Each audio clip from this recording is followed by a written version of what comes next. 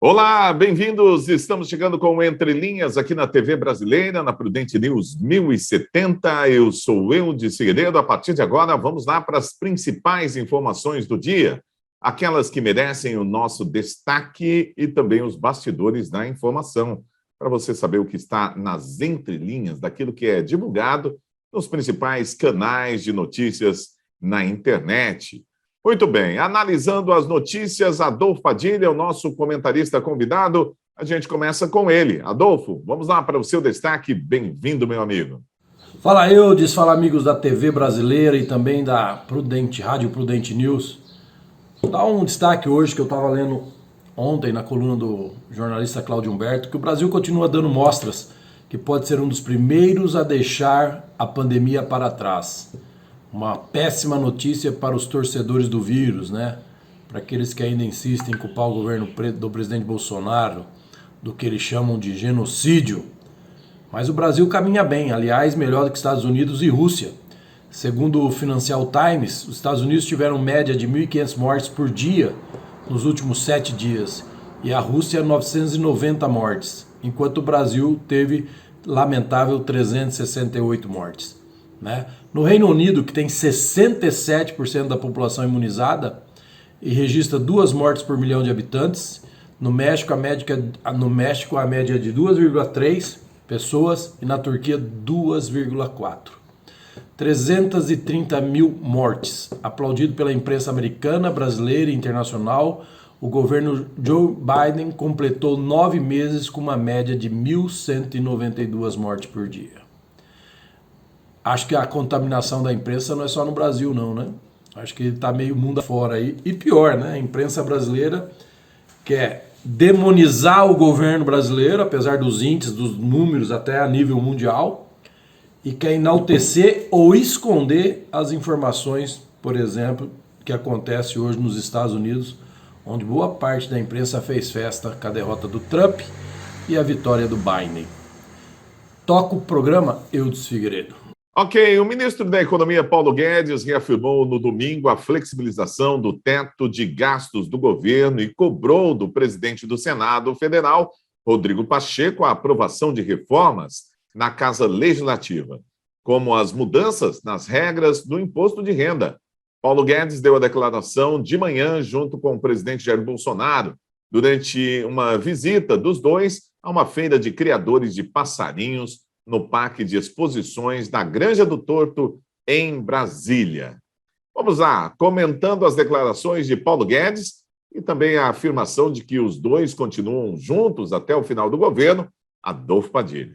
A gente vê o Paulo Guedes falando, do jeito que ele explicou, a necessidade de atender, flexibilizar o teto para atender um número enorme de pessoas que passam necessidade. A gente consegue entender tudo isso, mas a gente sempre tem que ter um pé atrás.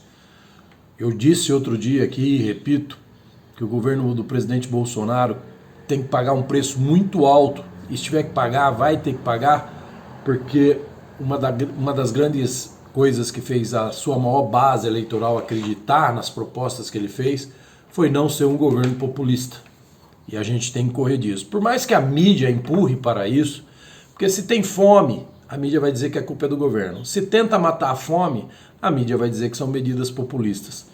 Então, na verdade, o presidente Bolsonaro e o seu governo, juntamente com o ministro Paulo Guedes, tem que tomar muito cuidado e ter um equilíbrio de ações para que a gente não caia na mesmice dos governos anteriores que cometeram o grande erro em pescar e não ensinar a pescar. Só que tem uma diferença. Dessa vez nós temos uma pandemia que aumentou o número de desempregados, que aumentou o número de necessidades, de pessoas que têm necessidades, mas mesmo assim eu sou a favor de ter uma vigia. O governo tem que vigiar e cuidar e não pode deixar de forma alguma. A crise econômica vem num momento ruim, né? Ano que vem é ano eleitoral, os urubus de plantão não dão descanso, já vinham não dando descanso desde quando ele venceu as eleições. Imagine o ano que vem para tentar voltar ao poder, o que não vão fazer, inventar e criar. E pior, com o apoio dessa mídia militante e ativista que nós temos hoje, que está mais claro do que nunca. Ok, agora é hora da gente falar da CPI da Covid-19. Olha, em um adendo protocolado na CPI da Covid-19 para o relatório final da comissão, o senador Eduardo Braga, do MDB do Amazonas, pede o indiciamento do governador do estado, Wilson Lima, e do ex-secretário de Saúde do estado, Marcelo José Barroso Campelo. Braga é membro titular da CPI e vinha votando com o grupo majoritário da comissão, o chamado G7. Mas ameaça não dar o seu voto pela aprovação do texto final do relator Renan Calheiros, caso os nomes do Amazonas não sejam incluídos na lista dos pedidos de indiciamento. Muito bem, vamos lá. Adolfo Padilha, parece que criou-se um impasse na CPI da Covid, hein? A gente ouve alguns comentaristas aí de outras áreas dizer que a CPI teve um papel histórico, né? Eu acho também que a CPI teve um papel histórico de tanto absurdo, quanto é absurdo a sede pelo poder, a sede pelo comando político, acima de mortes, acima de uma tragédia que aconteceu no país e no mundo, por questões de vaidade pessoal. Essa é a parte histórica da CPI.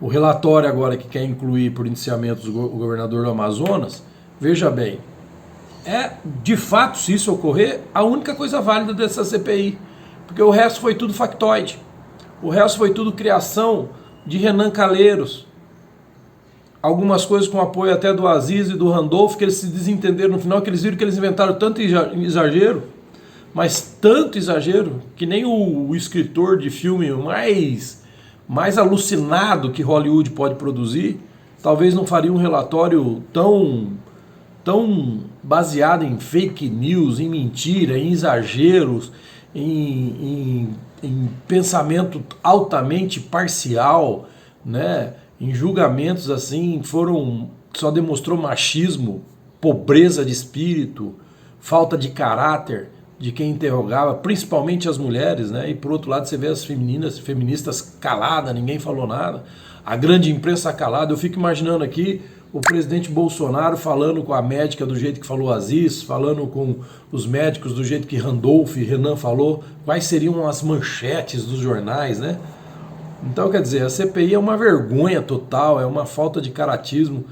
Se o povo brasileiro aprendeu alguma coisa até agora com política, esses senadores que participaram dessa CPI da forma que participaram, criando, inventando narrativas, inventando corrupção sem pagamento, enfim, tanta coisa que inventaram, tem que deletar eles da urna. Isso a gente vai ver nas próximas eleições. Essa é a grande lição que a CPI deixa. Desmascarou de vez a falta de caráter dessas pessoas que estão lá se dizendo representar o povo do seu estado.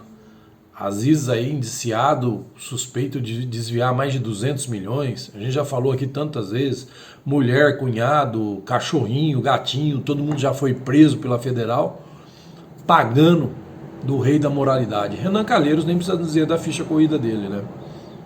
Então a CPI realmente é uma vergonha. Se indiciar o governador do Amazonas, é de fato a única atitude prática baseado na realidade que essa CPI fez até hoje. Ok, é isso aí. Nós vamos num rápido intervalo, voltamos já já com mais Entre Linhas aqui na TV brasileira, na Prudente News 1070. É um tempinho só, nós já estamos de volta.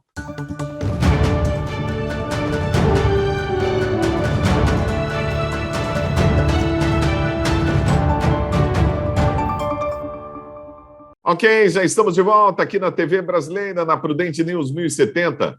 Olha, o ex-deputado e presidente nacional do PTB, Roberto Jefferson, pediu no domingo, por meio de carta, o seu afastamento da presidência do partido por tempo indeterminado. Olha, a decisão do político ocorre depois da sua internação no sábado, na unidade de pronto atendimento do Presídio Bangu 8, do complexo de Jericinó, onde está preso preventivamente desde o dia 13 de agosto.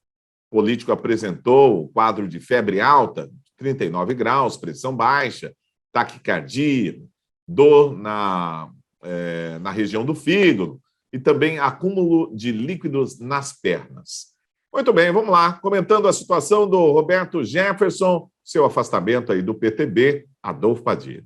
Olha, essa é a parte que mais assusta a gente, né? Quando a gente vê ainda Roberto Jefferson preso, quando a gente vê o deputado Daniel preso, quando a gente vê a perseguição arbitrária, totalmente fora dos parâmetros legais, praticado pelo ministro Alexandre de Moraes agora contra o Terça Livre, isso nos deixa um pouco assustado. Em que sentido? Que eu já disse e repito aqui. Esse é o maior perigo para a democracia brasileira. E praticado por quem? Por um membro da Suprema Corte, né? Outro dia eu estava vendo uma procuradora federal concursada, que sabe de lei, que entende de lei, dizendo que é uma aberração esse pedido de prisão e extradição do Alan, que a grande imprensa insiste em dizer que é blogueiro e não é. Ele é jornalista, como eu sou jornalista, né? Mas para justificar ou para desmerecer o conteúdo do que ele fala, do que ele retrata, chamam ele de blogueiro. Porque ele também tem mais audiência hoje do que programas aí tradicionais da televisão aberta, né, nos seus canais. Então esse pedido de extradição, prisão, segundo ela, não tem sentido nenhum dentro do direito. E eu pergunto, quem vai impedir isso? Se houve um acordo de paz com a presença do ex-presidente Michel Temer junto ao presidente Bolsonaro, com Alexandre de Moraes, até onde foi esse acordo? Porque não é justo pegar pessoas que defendem as causas do governo, direita, conservador, serem perseguidos desse jeito e a gente vê um silêncio ensurdecedor do presidente Bolsonaro. Ele tem sim que se pronunciar, ele tem sim que se posicionar. Não pode deixar os amigos minguados desse jeito. Se tem alguma coisa, a gente vê os deputados, Carla Zambelli e outros deputados fazendo algumas ações para tentar libertar ou modificar isso, a gente vê. Mas eu acho que ainda de uma forma muito tímida. E passou da hora já do presidente Bolsonaro se posicionar, como ele se posicionava sobre jogar nas 4 linhas. Está na hora do presidente voltar a fazer essa pressão, porque não dá para ficar assistindo um ministro Alexandre de Moraes agir com tanto ativismo político perseguindo aqueles que não concordam com a condução da nossa justiça pela Suprema Corte. O maior perigo para a nossa democracia é tirar a liberdade de expressão das pessoas, e começa por aí. Então, fica aqui o meu recado. Ok, vamos falar também das eleições do próximo ano, 2022, a dança das cadeiras. Olha, o Podemos pretende lançar a candidatura de Sérgio Moro, isso mesmo. O Podemos pretende fazer a cerimônia de filiação do ex-juiz Sérgio Moro em novembro. A data será marcada para uma quarta-feira, quando o maior número de parlamentares já está em Brasília, com preferência para esse dia, então. No ato, o jurista já estará desligado de seu cargo na consultoria Álvares e Marçal, onde trabalha atualmente. Vamos lá, comentando esta filiação do Moro, anunciada agora para novembro, Adolfo Padilha. Eu acho que o ex-juiz Sérgio Moro tem todo o direito e condições de ser candidato à presidência. Eu acho que ele é um bom nome, diante de tantos nomes que a gente vê aí que a gente já assistiu no passado. Dizer que ele vence as eleições é uma outra questão.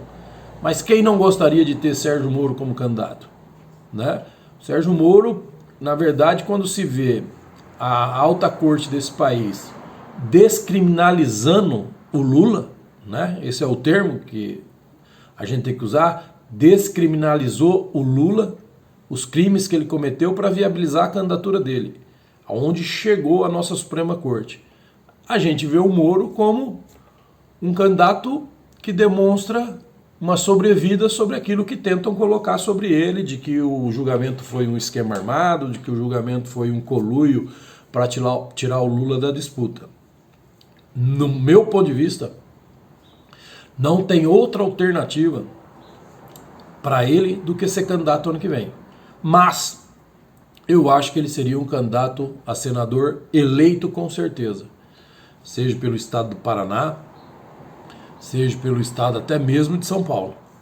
Mas para presidente vai fazer um volume grande de voto, mas não vai ser o suficiente para chegar no segundo turno. Esse é o meu ponto de vista hoje, né? Mas política a gente nunca sabe como ela termina e sempre sabe mais ou menos como ela começa.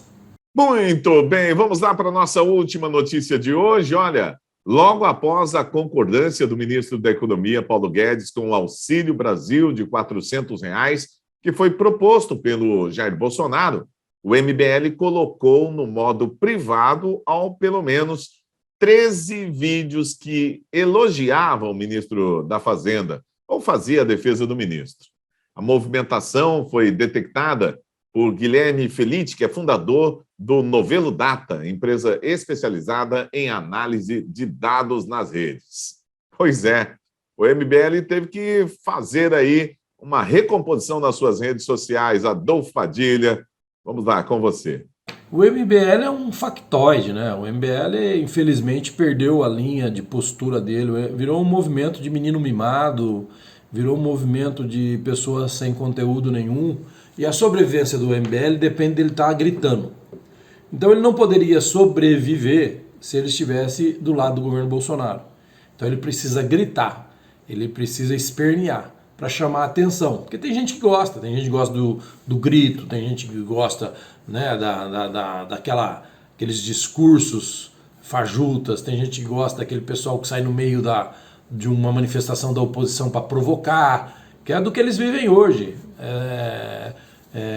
Mamãe Falei, o Kim, o que eles têm hoje? Eles demonstraram o quê? Chegaram onde chegaram, conseguiram se eleger, e o que eles fizeram de mudança? Nada. Eles resolveram ir para a turma da gritaria para ter um pouco de evidência, né? Porque conteúdo mesmo político eles não têm nenhum, né? E na época eles apoiaram o Paulo Guedes como eles apoiaram o Jair Bolsonaro, porque era uma forma deles aparecerem numa oposição contra o PT. Hoje, quando eles viram que eles iam ficar apagados e o interesse deles não é mesmo o que é melhor para o Brasil, o interesse deles é estar só na gritaria, eles hoje viraram uma oposição cega, ridícula, de memes. Hoje eles são grandes produtores de memes na rede social, né? Hoje eles têm uma criatividade danada para criar meme, para fazer discurso inflamado, mas não está dando liga, ele derrete. O MBL derrete a cada dia e dificilmente vai conseguir ter um resultado político eleitoral ano que vem, como teve na onda do Bolsonaro na eleição passada. Mas que o MBL virou um movimentinho de marchinha de carnaval, isso já faz tempo. Ok, é isso aí. Estamos encerrando o nosso Entre Linhas de hoje. Muito obrigado a você que ficou na sintonia. Voltamos amanhã no mesmo horário. Grande abraço, valeu e até o nosso próximo encontro.